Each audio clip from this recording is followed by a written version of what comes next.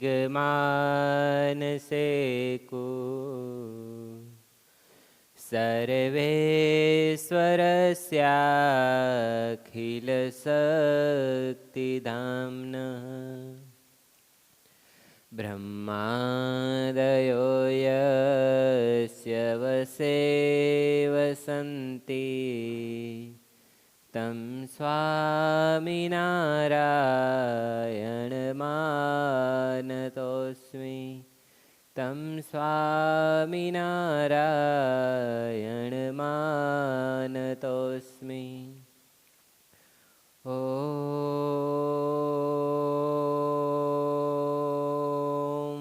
શ્રી સ્વામિનારાયણાય નમઃ. ઓમ શ્રી હરિ કૃષ્ણાય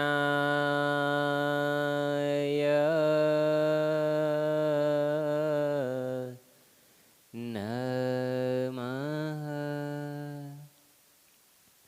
ઓમ શ્રી ઘનશ્યામાય નમઃ.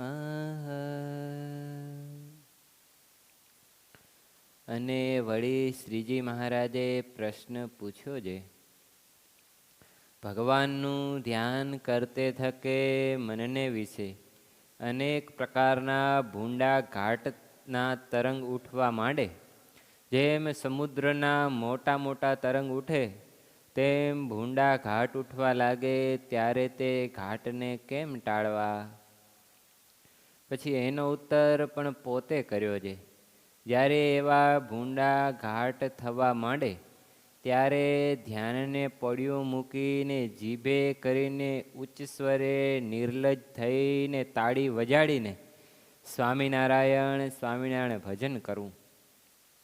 અને હે દીનબંધો, હે દયાસિંધો, એવી રીતે ભગવાનની પ્રાર્થના કરવી.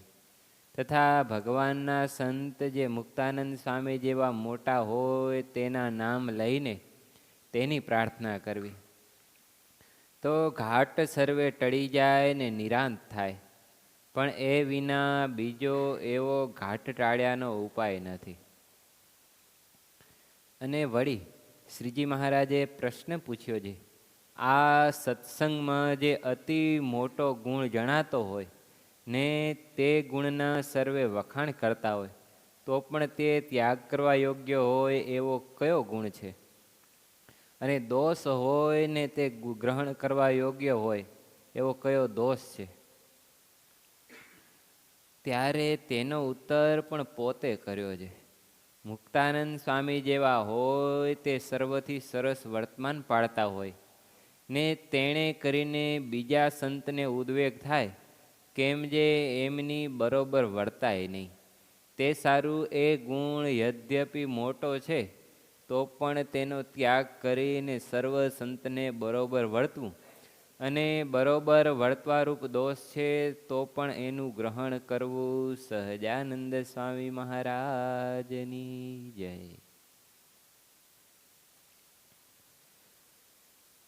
લોયાના છઠ્ઠા વચનામૃતમાં શ્રીજી મહારાજ પોતાના સંતો ભક્તોને વિવિધ પ્રકારે જે વર્તવાનું સત્સંગના સમુદાયમાં રહીને એની બધી વાતો કરે છે. એકાંતમાં રહેવું વસ્તુ જુદી છે, એકાંતમાં સાધના કરવી એ જુદી વસ્તુ છે.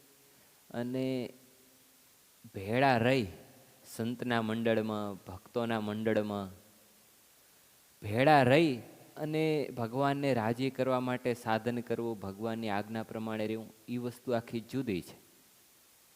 સમજાય? કેમ કે એકાંતમાં જ્યારે રહી ત્યારે કાંઈ કોઈના સ્વભાવના ઘસારા સહન કરવાનું આવતો નથી. એકાંતમાં જ્યારે હોય ત્યારે કાંઈ ભગવાનની ભક્તિનો માર્ગ પણ, ભગવાન માટે થાળ કરવા કે ઉત્સવ સમયા કરવા એ પણ કાંઈ આવતો. એટલે કોઈ પ્રકારે સ્વભાવને ક્યાંય ઘસારો આવે એવી કોઈ વાત આવતી નથી. એટલે એકાંતમાં તો જેમ વર્તવું હોય, એકાંતમાં રહેવું હોય તો આખો જીવનભર નક્કી કરે કે એક રોટલો ખાઈ અને મારે ભજન કરવું છે, એક ઓરડામાં બેસીને કે એક કોઈ જગ્યામાં જઈને, કોઈ સ્થાનમાં જઈને, કોઈ ઝાડ નીચે બેસીને, તો થઈ શકે. એમાં એને બીજો કોઈની સાથે કાંઈ લેવા દેવા નહીં. પણ જ્યારે સમુદાયમાં સાથે રહેવાનું છે ત્યારે મહારાજને એવું કરાવવું છે કે તમે ભલે આકરું વર્તન છે, તમારું વૈરાગ્ય વધારે છે, પણ તમારા વર્તનને લઈ અને કોઈ બીજાને ઉદ્વેગ થાય તો એ પણ મહારાજને ગમતું નથી. એટલે થોડોક ત્યાગ, વૈરાગ્ય, વર્તમાન એને મંદ પાડીને પણ આપણા કારણે બીજા કોઈને ઉદ્વેગ ન થાય અને એ પણ આનંદપૂર્વક આપણી સાથે રહી અને ભગવાનને રાજી કરવા માટે સાધન કરી શકે, તો આપણે પણ એવી રીતે વર્તું. મહારાજ કે સત્સંગનો મોટો ગુણ છે અને બધા એના વખાણ કરતા હોય, તો પણ એ ત્યાગ કરવા યોગ્ય એવો કયો ગુણ છે? ત્યારે મહારાજે જ એનો ઉત્તર આપ્યો કે મુક્તાનંદ સ્વામી જેવા હોય, હવે વૈરાગ્યની પરાકાષ્ઠા હોય, ક્યાંય પણ વિષયમાં આસક્તિ હોય નહીં, દેહમાં આસક્તિ હોય નહીં, અને સતત દેહને દમવું, દેહ સંબંધી સુખમાં લેસ માત્ર લેવાતા ન હોય, એવા મોટા સંતો એને પંચવર્તમાન સરસ પાડતા હોય મહારાજ કે, અને એણે કરીને બીજા તો એવી રીતે વર્તી હગે નહીં. બીજા તો એટલું આકરું વર્તન કરી શકે નહીં ને હવે સાથે રહ્યા હોય એટલે શું થાય, પછી મૂંઝાય, મનમાં બળ કરે થોડા દી, પણ એવી રીતે વર્તી શકે નહીં. એટલે એને પછી એની સાથે રહી ન શકે, એની સાથે રહેવામાં એને સતત ઉદ્વેગ વર્તે. એટલે પરિસ્થિતિ શું થાય, કાં તો દૂર જવો, કાં તો સત્સંગ છોડીને જવાની પરિસ્થિતિ ઊભી થાય, કાં તો ઉદ્વેગમાં જીવવાનો વારો આવે. એટલે આ બધી પરિસ્થિતિને લઈ અને મહારાજ કેટલો સરસ ઉપાય બતાવે છે કે જે મોટેરા છે કે એટલા જે આકરું વર્તન જેનું છે, તો એણે પણ થોડુંક પોતાના વર્તનમાં ગૌણતા કરવી, કે પોતે વિચારી લેવું કે મારા આ બધા વર્તનના કારણે આજુબાજુ મારી સાથે રહે છે એને ઉદ્વેગ થાય છે, એને મૂંઝવણ થાય છે. તો આ વસ્તુ મહારાજ સમજવાનું કહે છે કે તો પોતાનું આકરું વર્તન છે, પોતાનું જે ત્યાગ વૈરાગની જે પરાકાષ્ઠા છે એને થોડી ગૌણ કરવી અને બધાની સાથે હળતું મળતું રહી પછી ધીમે ધીમે સત્સંગ કરતાં કરતાં એમને પણ બળિયા થાય એવો પ્રયત્ન કરવો અને એવી રીતે વર્તું. એકવાર એક નાના સાધુને મહારાજે પૂછ્યું, મુક્તાનંદ સ્વામીના મંડળમાં હતા ત્યારે તો મુક્તાનંદ સ્વામીના મંડળમાં 60 સંતો હોય, બ્રહ્માનંદ સ્વામીના મંડળમાં 40 સંતો, સ્વરૂપાનંદ સ્વામીના મંડળમાં 50-60 સંતો. તો આ બધા સંતોના વર્તન બહુ આકરા હતા. સ્વરૂપાનંદ સ્વામી, મુક્તાનંદ સ્વામી. એકવાર મુક્તાનંદ સ્વામી મંડળ લઈને આવ્યા ગામડેથી ફરી, પછી મુક્તાનંદ સ્વામી ઉતારા કે પોત સંતોની જાયગામાં હશે ને, સંતો બધાય મહારાજ પાસે. મહારાજે સંતોને પૂછ્યું સંતને કે તમને મુક્તાનંદ સ્વામીનું વર્તન કેવું લાગે છે? તમને મુક્તાનંદ સ્વામી કેવા લાગે છે? તો હું સંત શું બોલ્યા ખબર? મહારાજ જેમ વાઘની બીક લાગે ને એમ મુક્તાનંદ સ્વામીની બીક લાગે છે. જેમ વાઘની બીક લાગે છે ને એમ મુક્તાનંદ સ્વામીની બીક લાગે છે. એટલે મહારાજ સમજી ગયા બધો મર્મ કે મુક્તાનંદ સ્વામી વર્તવામાં આકરા છે ને વર્તાવામાં આકરા છે, એટલે સંતો બહુ બીન આ બધું કરે છે. આવું થાય ઘરમાં કે બહાર ક્યાંક રહેતા હોય અને કોઈક વ્યક્તિ એવો આકરો હોય તો બધું છુપી છુપીને કરવું પડે. એમ લાગે કોને ખબર પડી જશે, જોઈ જશે તો ભય લાગે ને. કોઈ દુકાનમાં કોઈ કામ કરતા હોય, શેઠ હોય ત્યારે કેવા બધા બીએ, ના હોય ત્યારે એના માણસો કેવા આમ ફ્રીથી બધું, એને એમ થાય કે હમણાં કંઈક વળશે, એવા ભયમાં જીવતા હોય. મહારાજ કે આપણા જ મંડળમાં આપણી સાથે રહેતા હોય અને આપણા ભયમાં જીવતા હોય એ બરાબર. મુક્તાનંદ સ્વામીને મહારાજે બોલાયા એકાંતમાં.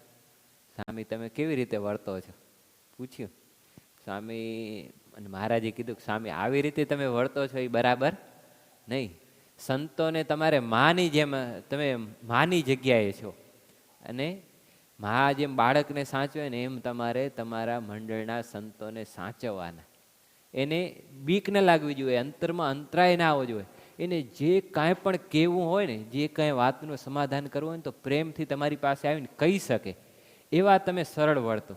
હવે તમારાથી બીતા હોય એ પોતાના અંતરની વાત કરી શકે?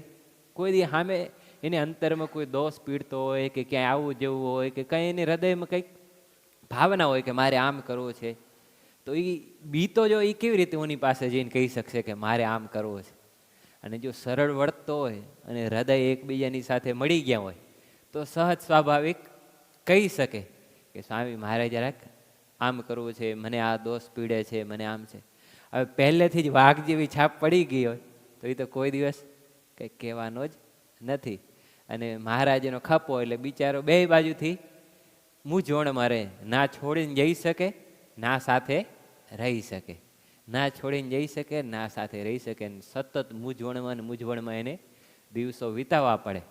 તો આવી પરિસ્થિતિ ન થાય એના માટે મહારાજ આટલો સરસ રસ્તો બતાવે છે કે તમારે પણ ભલે અંતરથી તમારે વૈરાગ્ય છે તો અંતરથી ભલે હોય, પણ બાહ્ય વર્તનમાં તમારે એની થોડી ગૌણતા કરવાની, જે બહાર બધાની સાથે જીવને જીવવામાં જે.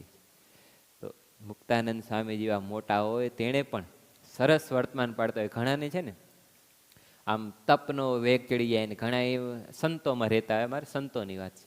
ઘણીવાર મીઠાઈ ફરસાણ ખાવાનું બંધ, આ બંધ, આ બંધ, એટલે આવા બધાય બોલવાનું બંધ. આ બધી પરિસ્થિતિ લઈ આ બધી બાબતોને લઈને પરિસ્થિતિ એવી ઊભી થાય કે સાથે રહેનારાની ઉદ્વેગ થાય. પછી ઓલો તો મનગમતું કરવા માંડે, મનગમતા નિયમ લઈ લે કે આમ તપના નિયમ લઈ લે, મૌનના લઈ લે, બીજા લઈ લે, ત્રીજા લઈ લે. પણ હવે મંડળની અંદર 10-20 સંતો રહે છે સાથે, એકે નિયમ લીધો, બીજાને ઉદ્યોગ થવા માંડ્યો, બીજો લેવા માંડ્યો, પછી 4 જણા જે સત્સંગની રીત પ્રમાણે વર્તા હોય એને તકલીફ પડવા માંડે. એટલે મોટા સંત જે પ્રમાણે રીત બતાવી ગયા હોય એ પ્રમાણે સહજ સ્વાભાવિક બધાએ વર્તે ને તો કોઈને ઉદ્વેગ થાય નહીં. ધારો કે સમયા ઉત્સવ હોય, રવિવાર એવા જેવા દિવસ હોય જે દિવસે ઠાકોરજી માટે સારા થાળ ને ફરસાણ બનતું હોય તો એ દિવસે મોટા સ્વામી કહેતા કે થોડું થોડું પ્રમાણસર લેવું. તો એવી રીતે લે તો બનાવનારાએ ભાવથી બનાવ્યું હોય મહારાજ માટે અને સંતો માટે, અને પછી વૈરાગ થઈ જાય, ના ના મારે નહીં જોઈએ, હાથ આડા કરી દે, ભાવથી પીરસવા આવ્યો હોય તો ને પછી ઉદ્વેગ થાય, ઓને પછી બનાવવાનો જ મૂડ રહે નહીં. અને અરસપરસ પછી હૈયા જ મળે નહીં, ભેગા રહેતા હોય અને હૃદય જ ન મળે તો કેવી પરિસ્થિતિ થાય? તમે ગૃહસ્થ હો અને એક ઘરમાં રહેતા હો, પરિવારમાં 2 ભાઈ રહેતા હોય, 2 ભાઈના ઘરના હોય, એમના દીકરાઓ હોય, મા બાપ હોય, બધા સાથે રહેતા હોય, બરાબર? અને પછી એકબીજાના સ્વભાવ ટકરાય ને એકબીજાના હૃદય ભળે નહીં, એકબીજાના સ્વભાવ ભળે નહીં તો કેવી પરિસ્થિતિ થાય? કાં તો ઝઘડા થાય ને કાં તો કોઈ ને કોઈ મૂંઝવણમાં દાડા કાઢે, આવું થાય ને. રોજે રોજ ઉદ્વેગમાં દિવસો કાઢવાનો વારો આવે. એની જગ્યાએ હળી મળીને બધા પ્રેમથી એકબીજાના સ્વભાવને મેચ કરી અને જતો કરી અને એકબીજાને અનુકૂળ થઈને રહેતા હોય તો બધા કેવા આનંદથી પોતાનો દિવસો વિતાવી શકે, આનંદપૂર્વક જીવન જીવી શકે. તો એ જ વસ્તુ સત્સંગમાં છે કે તમે પોતાના ત્યાગ વૈરાગ કે બીજી બધી મનગમતી બાબતોને થોડી ગૌણ કરી અને એકબીજાની સાથે હળી મળી અને રહેવાનું રાખો કે થોડું ઘણું જતું કરીને એકબીજાને પ્રેમથી હળવું મળવું અને એવી રીતે પછી ભગવાનના માર્ગમાં ભજન ભક્તિમાં આગળ વધવાનું કરો તો સહેજી કોઈને પણ ઉદ્વેગ પણ ન થાય, આપણને પણ ઉદ્વેગ ના થાય ને બધાએ આનંદપૂર્વક એક પરિવારની જેમ સત્સંગમાં રહી શકે. અને આમાં રહેવામાં એક બાબતની ધ્યાન રાખવી પડે કે મહારાજની જે બાંધેલી મર્યાદાઓ હોય, મહારાજની જે નિયમની મર્યાદાઓ કે પછી એકાંતિક ધર્મની જેમાં ગૌણતા થતી હોય એ બાબતમાં સમજી અને જે દ્રઢતાપૂર્વક વર્તવાનું હોય એમાં વર્તી લેવું જોઈએ. સ્ત્રી ધનાદિકના નિયમ હોય તો એમાં ગૌણતા કરવાની ચાલે નહીં. ખાવા પીવાની બાબત હોય તો એમાં થોડી ઘણી ગૌણતા સમજી શકાય. એટલે આ બધી બાબતો મહારાજ સમજાવવા માંગે છે કે પોતામાં એવો ગુણ હોય તો પણ એ ગુણ ત્યાગ કરવા યોગ્ય છે. ને દોષ છે કે થોડોક વૈરાગ્યનું મંદ પડવું ગ્રહણ કરવાનું છે તો એ ગ્રહણ કરી અને બધા એને જેમ સુખ થાય એવી રીતે આપણે વર્તીએ તો સર્વના અંતરમાં બિરાજમાન મહારાજ સર્વને સુખ થાય તો એ પણ પ્રસન્ન થાય, અને આપણા કારણે બીજાની ઉદ્વેગ થાય તો એનું રિવાઉન્સ આપણા ઉપર પણ આવે અને આપણને પણ ઉદ્વેગમય જીવન જીવવાની પરિસ્થિતિ ઊભી થાય. એટલે મહારાજ આવી વાત કરે છે એ બહુ સમજવા જેવી છે. સહજાનંદ સ્વામી મહારાજની જય. શ્રીપતિમ શ્રીધરમ સર્વદેવેશ્વરમ ભક્તિધર્માત્મજમ વાસુદેવમ હરિમ માધવમ કેશવમ કામદામ કારણમ શ્રી સ્વામિનારાયણમ નીલકંઠમ ભજે. સહજાનંદ સ્વામી મહારાજની જય.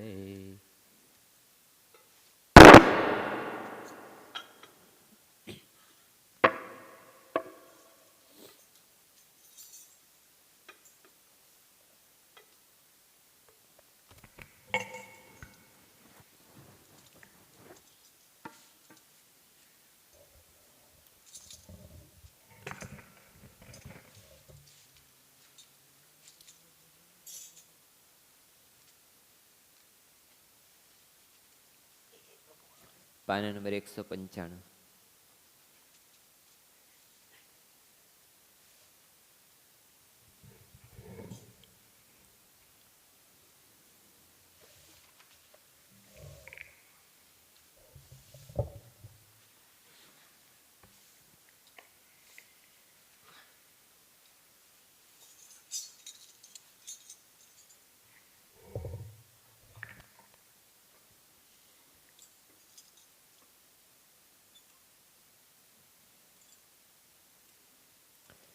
लागे तोरे नैना मोसे सांवरा गुमानी.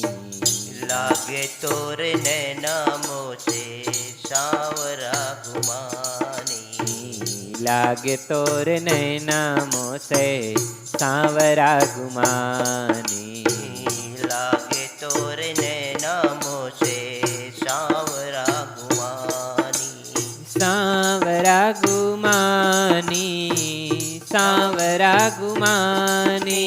सांवरा गुमानी. सांवरा गुमानी. लागे तोरे नैना मोसे सांवरा गुमानी. लागे तोरे नैना मोसे